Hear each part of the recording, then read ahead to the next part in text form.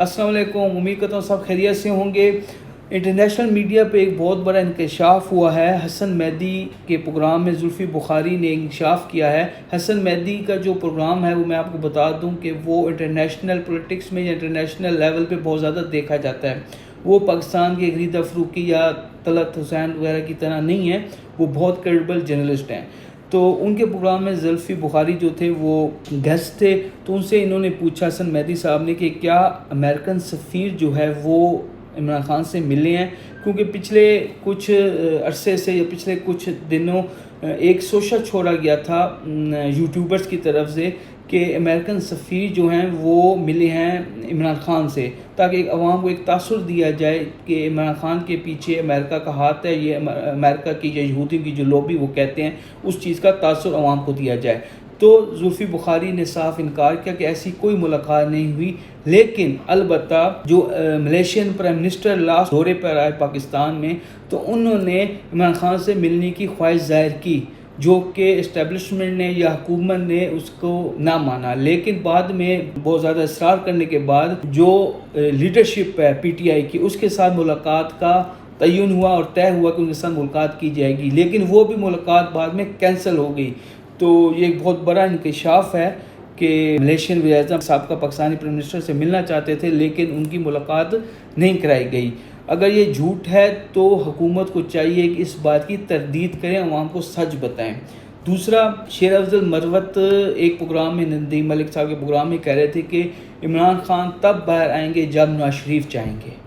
जी हाँ, इनकी इस बात में किसी हद तक हकीकत है, क्योंकि नवाज शरीफ अभी तक इमरान खान से बहुत सख्त नाराज़ हैं, और वो तो हैं ही, बड़े भाई तो हैं ही हैं। बड़े भाइयों का मैं आपको बताऊं, मैं पहले भी कई बार कहा है कि जो बड़े भाई हैं वो हमेशा 1947 से लेके आज तक, यानी कि जनरल बाजवा तक या जनरल बाजवा से जो पहले चीफ वगैरह गुजरे वहाँ तक अवाम की मूड के साथ चलते थे।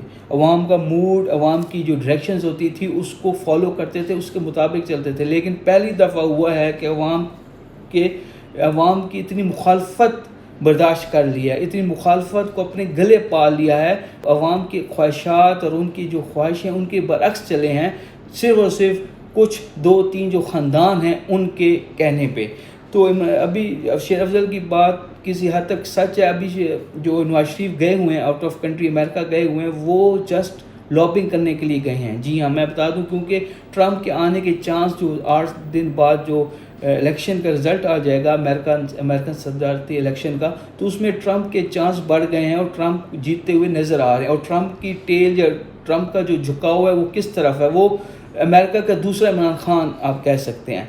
तो अगर ट्रंप आ जाता है तो फिर पाकिस्तान पे बहुत ज़्यादा प्रेशर आएगा इमरान खान को रहा करने का, तो उस लिए, और अभी भी प्रेशर आ रहा है, तो इसलिए नवाज शरीफ जो हैं वो बाहर जाके लॉबिंग करने के लिए बड़े भाइयों ने उसको भेजा कि वो वहाँ पे जाएं, लॉबिंग करें कि ये जो ट्रंप आ जाए या जो भी आ जाए सदर, वो पाकिस्तान की जो अंदरूनी सियासत है उसमें मुदाखलत नहीं करेंगे। इमरान खान की जो रिहाई है या इस तरह की चीज़ें हैं, सियासी इस्तेहकाम की टाइप की जो चीज़ें हैं, वो पाकिस्तान से मुतालबा नहीं करेंगे। तो मैं आपको बता दूँ, ये जो है ना, ये टोटल लॉबिंग करने के लिए नवाज शरीफ साहब बाहर के दौरे कर रहे हैं। इसके बाद यूरोप के कुछ जो अहम ममालिक हैं, जो अहमियत रखते हैं, उनके उधर भी उन्होंने विज़िट करने हैं।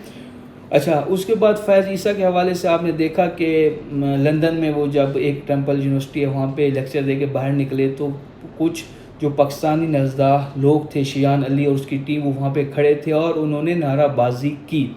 और फिर उन तस्वीरें भी सामने आई कि कैसे जो जस्टिस साबिक़ा चीफ जस्टिस ऑफ पाकिस्तान है, वो गाड़ी की सीट के ऊपर लेट के छुपने की उन्होंने कोशिश की। तो मुझे यहाँ पर वो शहीद अरशद शरीफ का एक वो पैच याद आ गया, जब वो अपनी तकरीर में उन्होंने कहा था कि जो मीडिया है ना, ये आपको आईना दिखाता है, अगर आईने में शक्ल आपको पसंद नहीं आती तो आप आईना ना तोड़ें। यहाँ पे यही हुआ है ना, आईना दिखाया और आईना तोड़ दिया गया।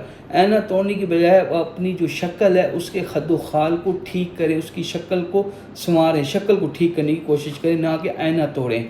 तो अब फैज़ ईसा साहब को अपनी आखिरी जो उम्र है वो इसी तरह गुजारनी पड़ेगी, उनकी फैमिली को इस तरह की चीज़ें फेस करनी पड़ेगी। अलबत्ता मुझे इतलात ये भी हैं कि जस्टिस फैज़ ईसा को فیبری میں یا مارچ میں سکندر صاحب جا رہے ہیں جو چیف الیکشن کمشنر ہیں، تو فیض عیسیٰ کو چیف الیکشن کمشنر بھی بنائے جانے کے امکانات ہیں۔ بہت شکریہ۔